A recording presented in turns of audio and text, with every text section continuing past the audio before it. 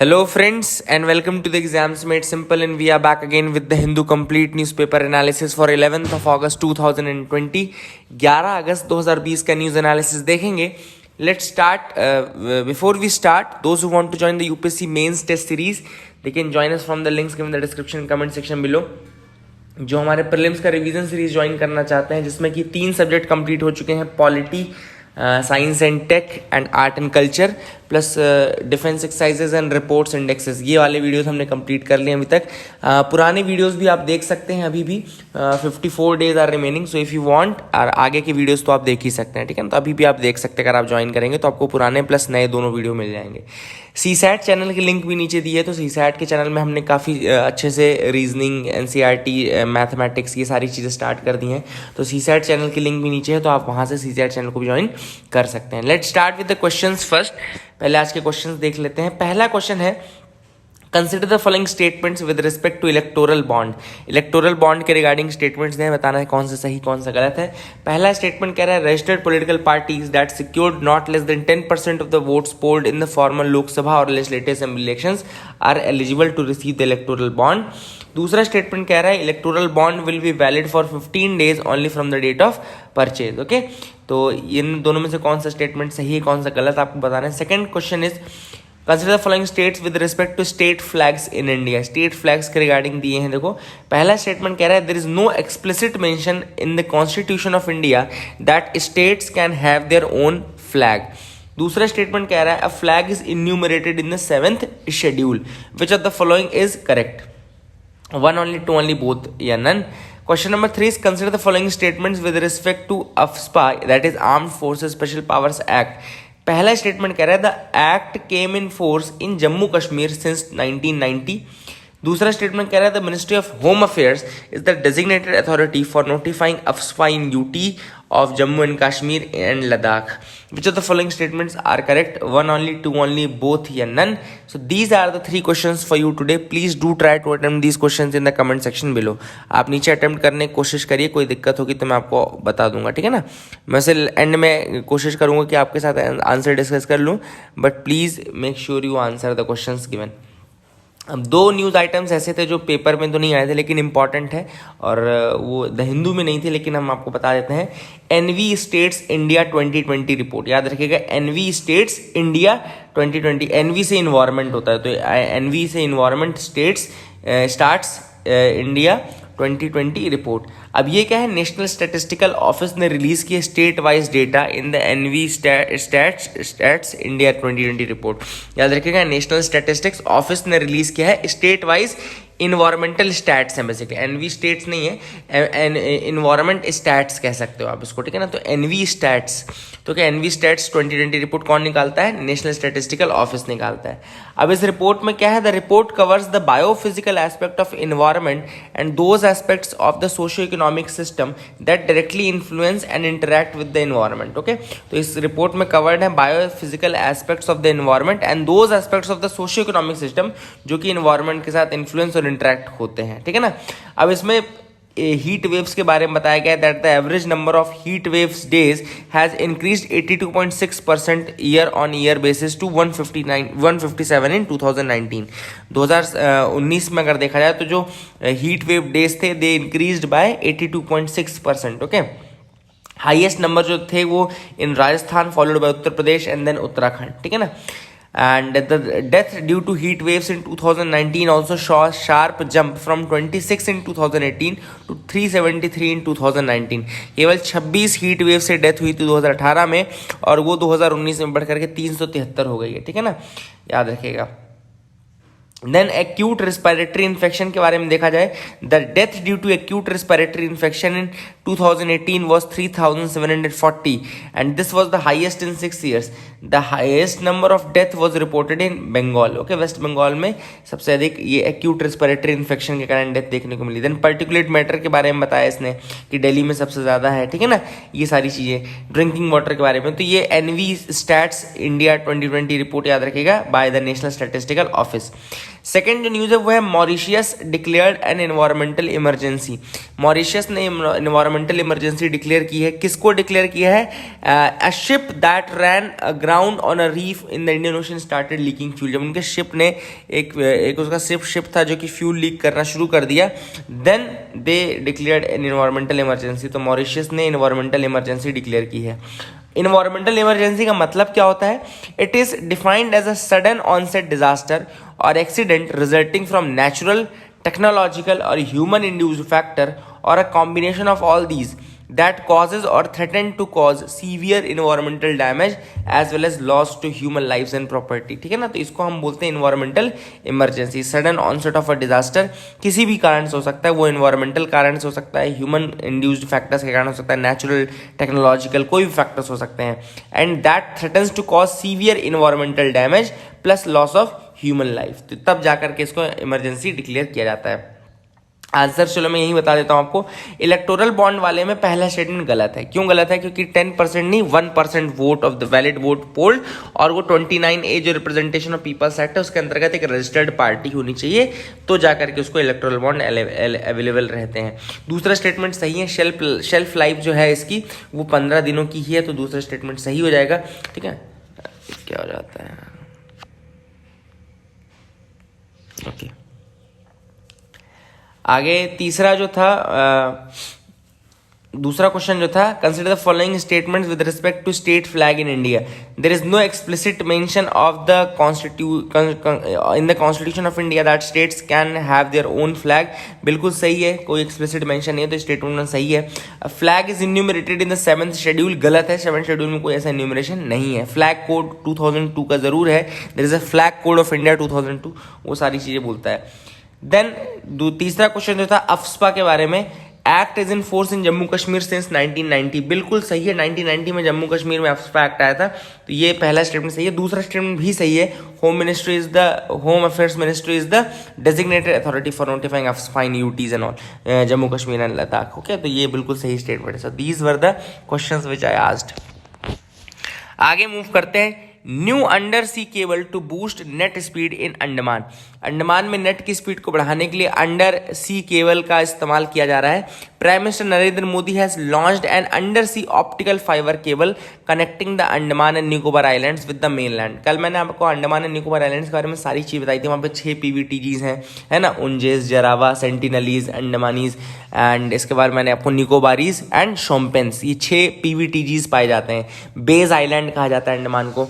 अंडमान में 2 मैंने आपको बताए थे वॉल्केनिक आइलैंड्स भी, जैसे नारकोंडम और बैरन।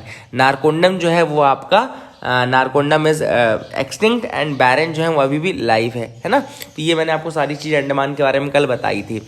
अंडमान एंड निकोबार में अभी प्राइम मिनिस्टर मोदी ने अंडर सी के ऑप्टिकल केबल को लॉन्च किया है ना, ये आपको मैंने बता दिया, ताकि वहाँ पे जो यूटी के जो रेसिडेंट्स हैं उनको हाई स्पीड इंटरनेट कनेक्शन मिल सके। The prime minister has laid the foundation stone for the 2300 kilometre long submarine optical fibre cable project. Okay, 2300 kilometre का long submarine optical fibre connecting Chennai and Andaman. याद रखिएगा, Chennai and Andaman को जोड़ने के लिए ये बेसिकली किया जा रहा है। 2300 kilometre long submarine optical fibre cable project. याद रखिएगा, 2300 kilometre long optical fibre cable project है। ये चेन्नई से अंडमान को जोड़ने के काम करेगा, चेन्नई टू अंडमान। ठीक है। The Indian Ocean and the Andaman and Nicobar islands had been an important centre for trade and strategic cooperation. The Andaman and Nicobar islands had important role in the India's act east policy as well. Andaman का एक बहुत important role act east policy में भी है, तो ये भी आपको याद रखना है कि Andaman plays a very important role in the act east policy as well. Project under the way. अब इसके अलावा देखो, prime minister Modi said that several projects were under the way including enhancement of the capacity of the Port Blair airport. Port Blair airport की capacity को बढ़ाना है। New airport बनाना है दिगलीपुर में, कार निकोबार में, कैंपेबल बे में।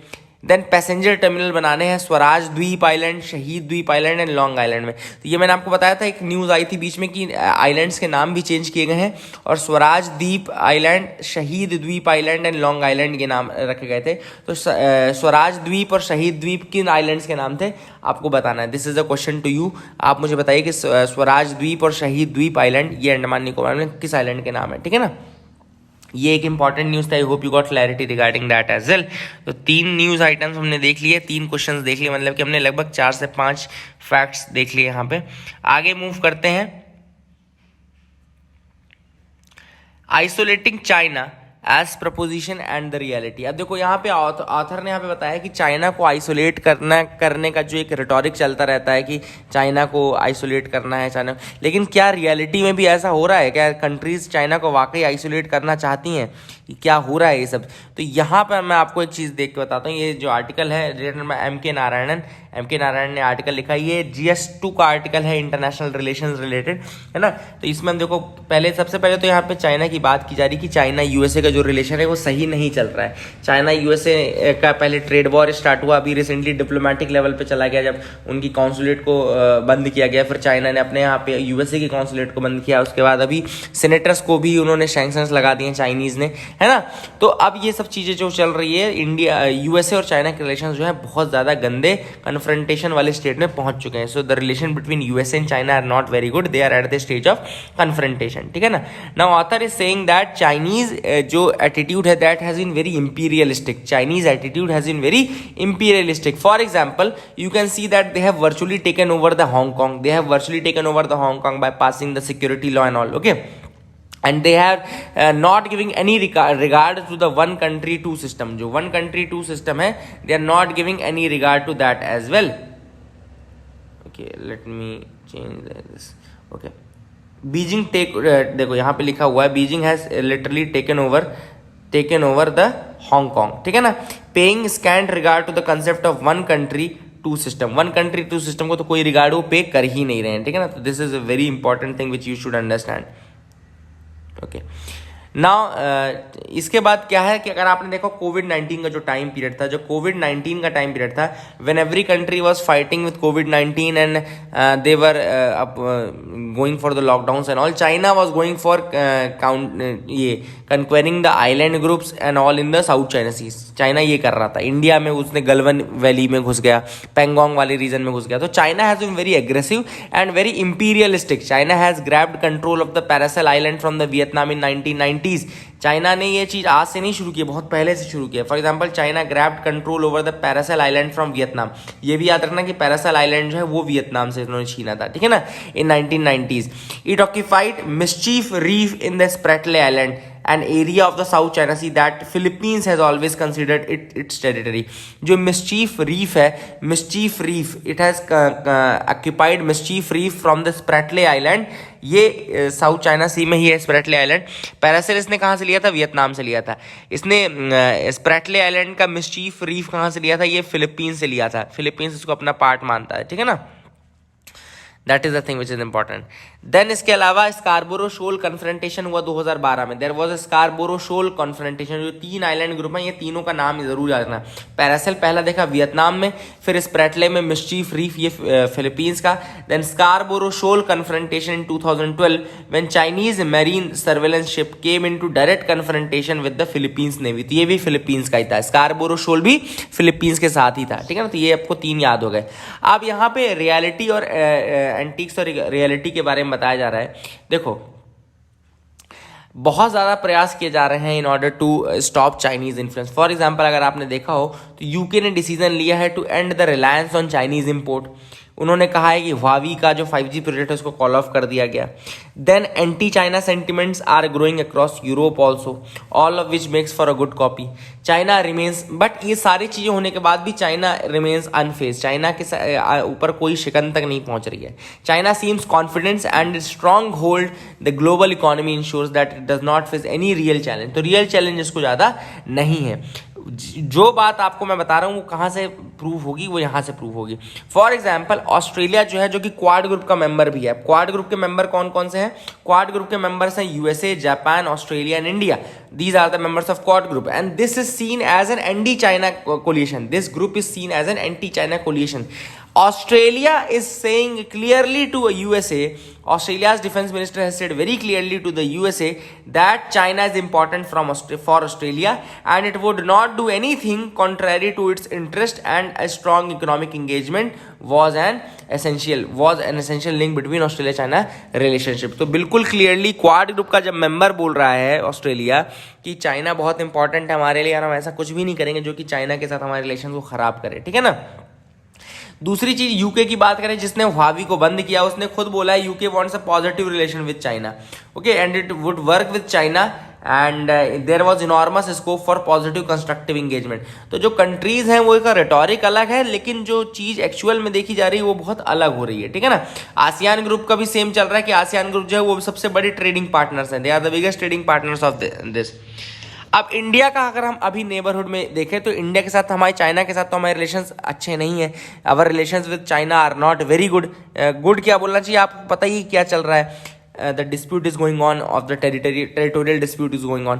Then Pakistan के साथ our relations have always been downhill. Our relations with Pakistan has always been downhill, and this has given our relationship with China, जो चाइना ने किया है, it has given an opportunity to Pakistan to draw a fake map of Pakistan, including the Siachen, Jammu Kashmir and Gujarat region, Manavadar region, Gujarat region, Junagadh, and a fake map of Pakistan has been developed.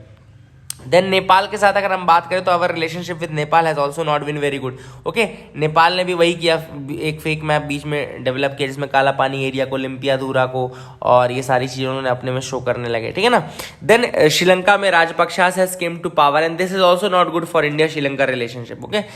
राजपक्षास have not been in very not been very much fond of Indian leadership and all, so that is the thing which is going on, ठीक है ना। So these are the things which are happening, and our neighborhood is not very cordial. Our neighborhood relationship are not very cordial. And वहीं पे हम China की बात करें तो जहाँ चाइना को जो अपोज कर रहे हैं वो भी चाइना के साथ फेवर में है। Making up for the shortfalls in GST collection. अब इसमें क्या बताया गया है इस आर्टिकल में, इस आर्टिकल बहुत अच्छा आर्टिकल है, GS3 का आर्टिकल है, जीएसटी रिलेटेड, इकोनॉमी रिलेटेड, और इसमें बहुत अच्छे से जीएसटी के जो वादे किए गए थे और जो शॉर्टफॉल का कंपनसेशन उसको कैसे पूरा किया जाए इसके बारे में आर्टिकल लिखा गया। Article has been written by M.R. Madhavan. Remember that M.R. Madhavan has written this article. M.R. Madhavan is the president of PRS Legislative Research, New Delhi. PRS Legislative Research के हैं and he is from that written the article.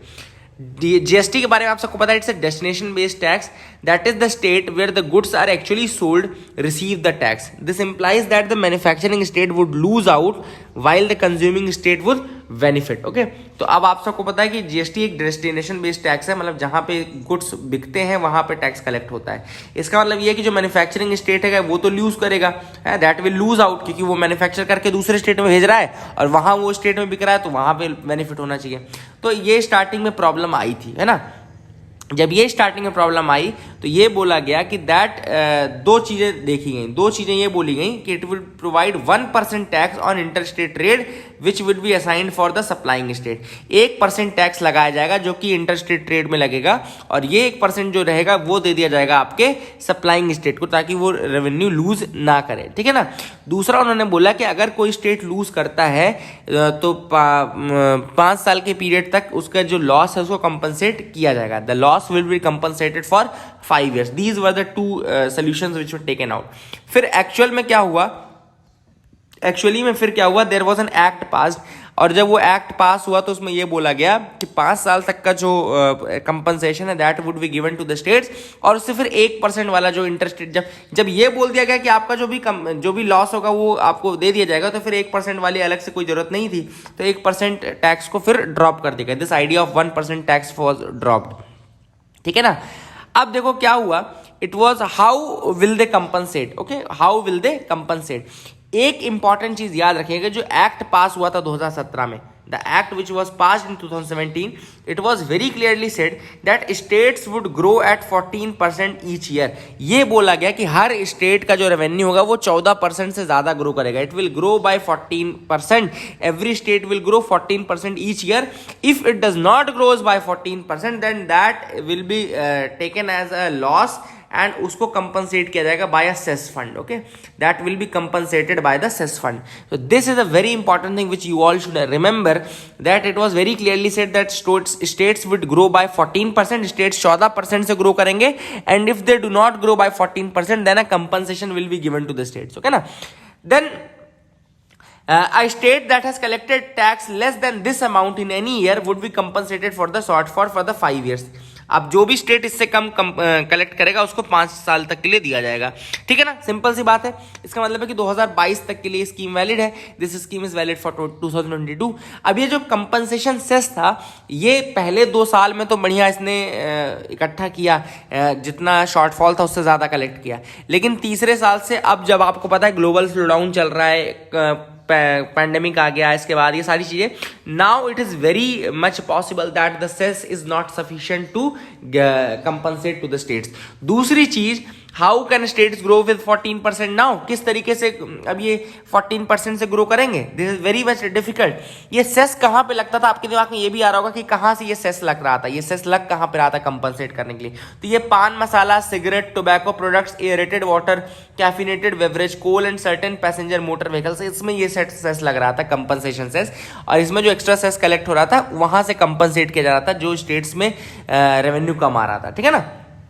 पहले 2 साल आया, तीसरे साल से फिर अब सब कुछ डाउनफॉल पे चल रहा है, ठीक है।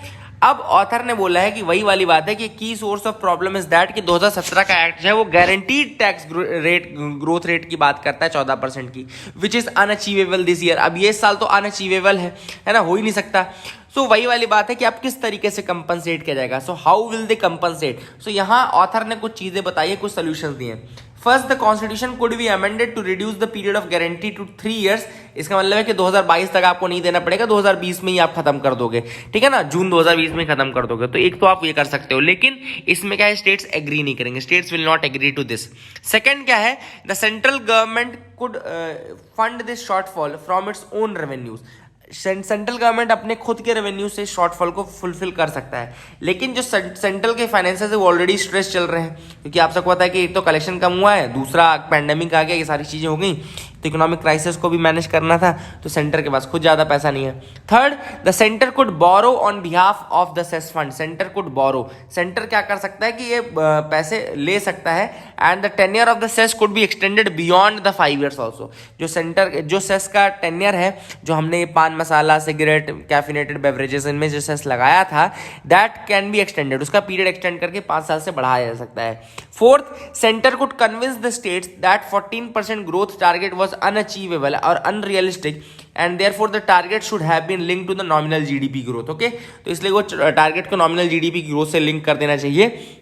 एंड अगर सेंटर्स निगोशिएट कर पाए स्टेट्स के थ्रू, जीएसटी काउंसिल के थ्रू, तो फिर बढ़िया है, वो फिर बिग बिल पास करके इसको इम्प्लीमेंट कर सकते हैं। These are the methods which have been suggested by MR Madhavan in order to make up for the shortfalls in the collection, जो भी जीएसटी में कलेक्शन में कमी आई है उसके बारे में।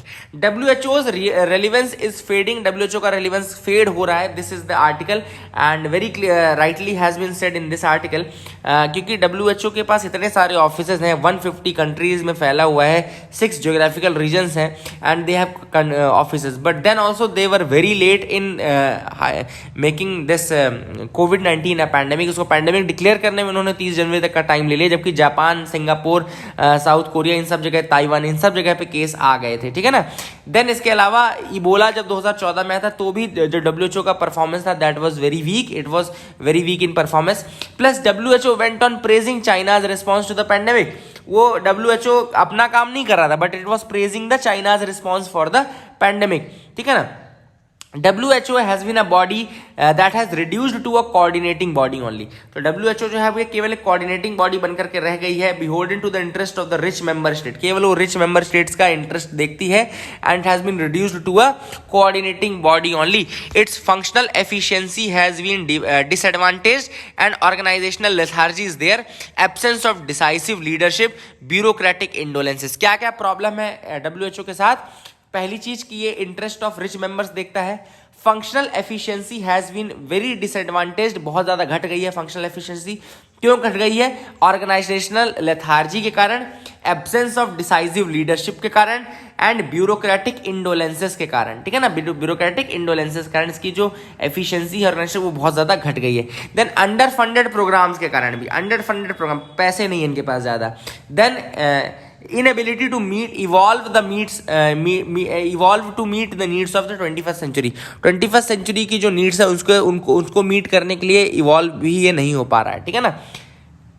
इसके अलावा अगर हम देखें डायरेक्टर जनरल टेड्रोस एडहेनोम की बात माने तो ही has been criticised for his leadership inabilities during the pandemic के टाइम में उन्होंने बहुत ज़्यादा गंदी लीडरशिप क्वालिटीज दिखाई हैं। So these are the thing. तो WHO हैज़ फेल्ड वाइडली, लेकिन ऑथर का कहना है कि WHO फेल होने के बाद भी बहुत ज़्यादा इंपॉर्टेंट है, specially for the African Nations, Asia की कुछ कंट्रीज के कारण जहाँ पे WHO बहुत सारी पॉलिसीज़ को इन्फोर्स करता है।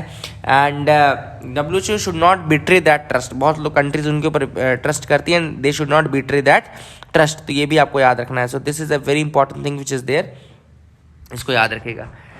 सो आगे मूव करते हैं, देखते हैं और क्या इंपॉर्टेंट कोई न्यूज़ आइटम है या नहीं। सो if you can move with me that will be very good. ED का नाम आया तो ईडी के बारे में बताता हूँ। Directorate general of enforcement directorate, ये 2 एक्ट्स के लिए आया था बेसिकली। 2 एक्ट कौन कौन से? फेमा एक्ट 1999 का, दूसरा PML यानी कि आपका prevention of money laundering act 2002 का। इन दोनों एक्ट्स में ये जो भी फाइनेंशियल क्राइम्स हैं इन सब चीज़ों को रोकने के लिए इकोनॉमिक इंटेलिजेंस क्या काम करता है, ईडी जो है वो इकोनॉमिक इंटेलिजेंस यूनिट का काम करती है, ठीक है ना। जब ये स्टार्टिंग में बना था 1956 में बना था, तब इसका नाम था इन्फोर्समेंट यूनिट और ये आता था डिपार्टमेंट ऑफ इकोनॉमिक अफेयर्स के अंदर। याद रखिएगा, when it was formed in 1956 it came under the department of economic affairs and its name was enforcement unit and that time it was looking और handling the exchange control law violations under the foreign exchange regulations act 1947। So जब ये initially बना था it was looking for the violations under foreign exchange regulations act 1947। In 1957 it was renamed as Enforcement Directorate। इसका नाम बदल करके Enforcement Directorate कर दिया गया in 1957 and it was transferred from the Department of Economic Affairs to the Department of Revenue। तो Department of Revenue में ये ट्रांसफर कर दिया गया। इसका हेडक्वार्टर न्यू दिल्ली में है and it is headed by the Director of Enforcement who is an IRS officer। तो IRS officer होता है डायरेक्टर, वो इसको हेड करता है, ठीक है ना। तो you have to remember all these things। आगे मूव करते हैं, देखते हैं और क्या इंपॉर्टेंट कोई न्यूज़ आइटम है या नहीं। यहाँ तो अभी कोई न्यूज़ आइटम नहीं है। Balance of payment will be strong this year. अब बैलेंस ऑफ पेमेंट देखो, आप सबको पता होना चाहिए बैलेंस ऑफ पेमेंट के अंदर क्या 2 चीज़ें आती हैं। देखो बैलेंस ऑफ पेमेंट के अंदर 2 चीज़ें आती हैं।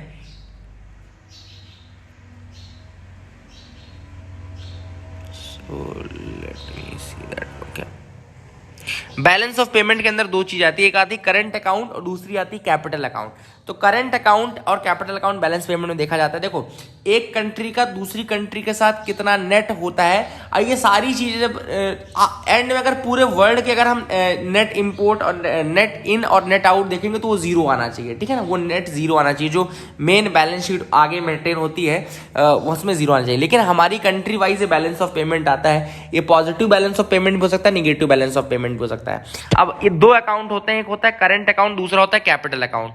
करंट अकाउंट के 2 पार्ट होते हैं, एक होता है नेट विजिबल और दूसरा होता है नेट इनविजिबल। नेट विजिबल जो है वो है गुड्स का, मतलब बैलेंस ऑफ ट्रेड जिसको कहा जाता है, एक्सपोर्ट माइनस इंपोर्ट। याद रखिएगा, एक्सपोर्ट माइनस इंपोर्ट, ये जो होता है वो आपका नेट विजिबल में आता है, करंट अकाउंट के अंदर आता है। ये बहुत इंपॉर्टेंट चीज बता रहा हूं, याद रखिएगा इसको। दूसरा, अब नेट इनविजिबल में आता है फैक्टर ट्रेड इन सर्विसेज, जैसे कि कंपनसेशन इन्वेस्टमेंट हो गया, डिविडेंड हो गया, प्रॉफिट हो गया, इंटरेस्ट हो गया, ये फैक्टर ट्रेड इन सर्विसेज हैं, ये नेट इनविजिबल में आता है। Then non factor trade in services जैसे शिपिंग, बैंकिंग, सॉफ्टवेयर, ये हो गया, ये non factor trade in services हो गया, non factor trade. Then private transfer payment, जो प्राइवेट ट्रांसफर पेमेंट है, गिफ्ट, रेमिटेंसेज, ग्रांट्स, ये भी आपका नेट इनविजिबल के अंदर आता है। देन ऑफिशियल ट्रांसफर पेमेंट जो आता है वो आता है gift, remittance, grant, official transfer और प्राइवेट ट्रांसफर। तो गिफ्ट, रेमिटेंसेस एंड ग्रांट्स आपका करंट अकाउंट का पार्ट है। कई बार यूपीएससी क्वेश्चन आपसे पूछ लेगा कि रेमिटेंसेस किसका पार्ट है, करंट अकाउंट का, कैपिटल अकाउंट का, इसका उसका, ठीक है ना। याद रखेगा, या पूछ लेगा इनमें से कौन कौन सी चीजें करंट अकाउंट का पार्ट है। Remittances, grant, banking services and dividend, profit, interest, ये सारे आपके करंट अकाउंट के पार्ट है। और जो ये आपके प्राइवेट ट्रांसफर और ऑफिशियल ट्रांसफर है, इनको आप नेट ट्रांसफर पेमेंट बोल सकते हो। नेट इनविजिबल के अंदर ये factor trade, non factor trade, private transfer payment, official transfer payment आता है। और जो नेट विजिबल है उसमें ट्रेड इन गुड्स आता है, नेट इनविजिबल में बाकी चीजें आती हैं, ठीक है ना। कैपिटल अकाउंट की बात करें तो जो फॉरेन इन्वेस्टमेंट है, जो FDI, FII, यूरो इक्विटीज, ये आपके कैपिटल अकाउंट के अंदर आते हैं। एक्सटर्नल असिस्टेंस जो कंट्रीज देती है वो भी आपका कैपिटल अकाउंट में आता है। कमर्शियल बोरोइंग जो की जाती है वो भी आपका कैपिटल अकाउंट में होता है। IMF से जो हम लेंगे पैसा वो भी कैपिटल अकाउंट में आएगा। NR के जो डिपॉजिट्स होंगे that will also come in the capital account. Then rupee debt services other inflows ये कैपिटल अकाउंट में आएंगे। तो I hope you got clarity regarding the balance of payment as well, and that is it for the day friends. I hope you liked our video. Please do like and subscribe. Keep loving us, keep sharing us. Thank you and have a nice day.